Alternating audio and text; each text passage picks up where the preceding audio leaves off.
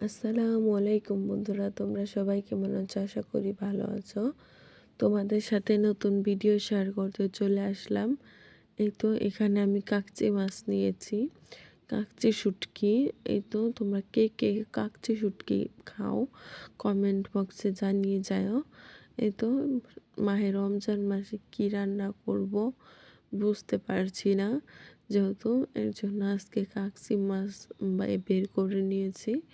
দেখো, কাকসি মাছগুলো এখন আমি কুসুম কুসুম না ভালোই গরম পানি দিয়ে ধুয়ে নিচ্ছি বন্ধুরা। দেখো, তোমরা দেখে হয়তো বুঝতে পারছো একটু বেশি গরম পানি দিয়ে ধুয়ে নিচ্ছি আমি। দেখো, মাছগুলো আমি ভালোভাবে ফ্রেশ করে ধুয়ে নিয়েছি। দেখো কত সুন্দর দেখা যাচ্ছে, মাশাল্লাহ দারুণ হয়েছিল মাছগুলো ধোয়া। এবং কি মাছে কামড় লাগলে যাতে গন্ধ না কয়, আমি প্রথমে একবার দুইবার মনে হয় দুইবার করে ধুয়েছি। এরপর আমি আবার ঠান্ডা পানি দিয়ে ধুয়েছি, গরম পানি দিয়ে দুইবার ধুয়েছি, একবার ঠান্ডা পানি দিয়ে ধুয়েছি। আর এখন আর গন্ধ কবে না। অনেকে আছে শুটকি রান্না করলে গন্ধে কেউ খেতেই পারে না। এই তো এখানে আমি আলু ও বেগুন কেটে নিয়েছি, আলু ও বেগুন কেটে ধুয়ে নিয়েছি। এরপরে দিয়ে দিলাম কাঁচামরিচ, পেঁয়াজ কুচি, কাঁচামরিচ কুচি, লবণ, আদা রসুন বাটা, হলুদের গুঁড়া, জিরা গুঁড়া, সজের গুঁড়া ও পরিমাপ মতো সরিষার তেল। তো এখানে আমি পরিমাপ মতো সব কিছু দিয়ে নিয়েছি। এরপর আমি হাত দিয়ে ভালোভাবে মাখিয়ে নিব। চচ্চড়িটা যত ভালো মাখানো হবে, চচ্চড়ির টেস্টটাও যেন আরও বেড়ে যাবে বন্ধুরা। যে কোনো চচ্চড়ি তোমরা তোমরা দেখো, আমি দীর্ঘ সময় নিয়ে মাখাই, কারণ চচ্চড়িটা মাখানোর উপর ডিপেন্ড করে চচ্চড়ির টেস্টটা। এর জন্যে দেখো আমার মাখানো হয়ে গেছে বন্ধুরা।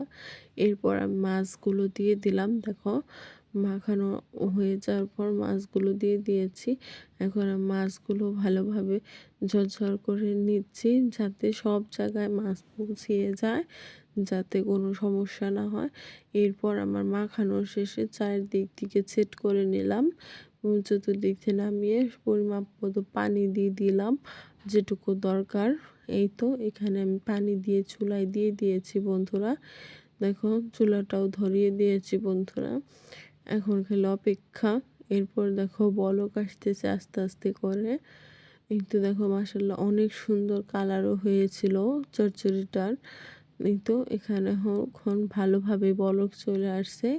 এভাবে 15 মিনিটের মতো জাল করে নিব বন্ধুরা। তাও এরপর আমি মাঝখানে একটু ঢেকে দিয়েছিলাম, যাতে তরকারির সব কিছু অনেক সুন্দরভাবে গলে বা মজে, যেটা বলেই থাকি আমরা।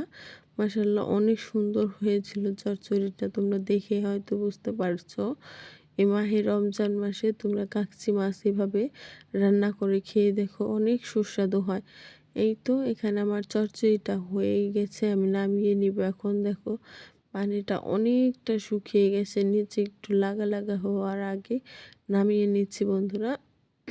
দেখো, আমার চচ্চড়িটাই ফাইনাল হয়ে গেছে, এখন আমি নামিয়ে নিয়েছি। কত সুন্দর হয়েছে মাশাল্লাহ, চচ্চড়ির কালারটা দারুণ হয়েছে বন্ধুরা। তোমরা দেখেই হয়তো বুঝতে পারছো যে চচ্চড়িটা দিয়ে এক প্লেট ভাত খেতে পারবো। যাই হোক, আমার ভিডিওটি ভালো লাগলে লাইক কমেন্ট করে পাশে থেকো। সবাই ভালো থাকবে, সুস্থ থাকবে। আল্লাহ হাফেজ। আসসালামু আলাইকুম।